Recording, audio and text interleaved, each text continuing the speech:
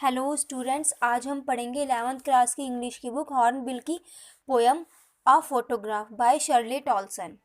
This is a very brief and beautiful poem. इस poem में Shirley ने अपनी मदर को ट्रिब्यूट किया है। She tributes to her mother. यहाँ पर मेमोरीज की बात की गई है, पुरानी यादों की बात की गई है, स्नैपशॉट की बात की गई है। जिस तरह आप और हम कोई पुरानी तस्वीर देखता है और फिर उससे रिलेटेड बहुत सारी बातें करता है, इसी तरह इसमें भी बातें की गई हैं। Okay, so let's begin with the poem. The cardboard shows me how it was when the two girl cousins went paddling, each one holding one of my mother's hands, and she the big girl, some 12 years or so. All three stood still to smile through their hair at the uncle with the camera, a sweet face, my mother's that was before I was born, and the sea, which appears to have changed less, washed their terribly transient feet. Some 20-30 years later, she had laughed at the snapshot. See Bitty and Dolly, she had said, and look how they dressed us for the beach. The sea holiday was her past, mine is her laughter, both wry with the labored ease of loss.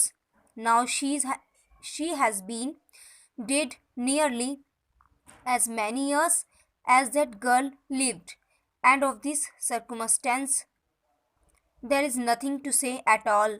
It's silence, silences. तो ये जो poem है, इसमें शर्ले ने जो snapshot जो photograph दिखाया है उसे दो नज़रिए से वो देखती हैं। एक पहले वो अपने नज़रिए से देखती है और दूसरी बार वे अपनी माँ के नज़रिए से उस स्नैपशॉट को देखती हैं। इसमें दो पास्ट हैं। एक पास्ट वो है कि जब शर्ले अपनी माँ के साथ बैठकर उस तस्वीर को देखती हैं, और एक पास्ट वो है जब उनकी माँ उस तस्वीर को देखा करती थी। और एक पास्ट ये है कि अब शर्ले अकेले उस तस्वीर को देखती हैं और इमोशनल हो जाती हैं, सैड फील करती हैं क्योंकि उनकी मदर अब नहीं है। ओके, तो समरी स्टार्ट करते हैं। शर्ले बताती हैं कि ये जो तस्वीर है इसमें जो तीन लड़कियां हैं, एक तो उनकी माँ है और दो उनकी चचेरी बहनें हैं जिन्होंने उनकी माँ के हाथ पकड़े हुए हैं। और उन तीनों में उनकी माँ ही सबसे बड़ी है जो कि 12 वर्ष की है।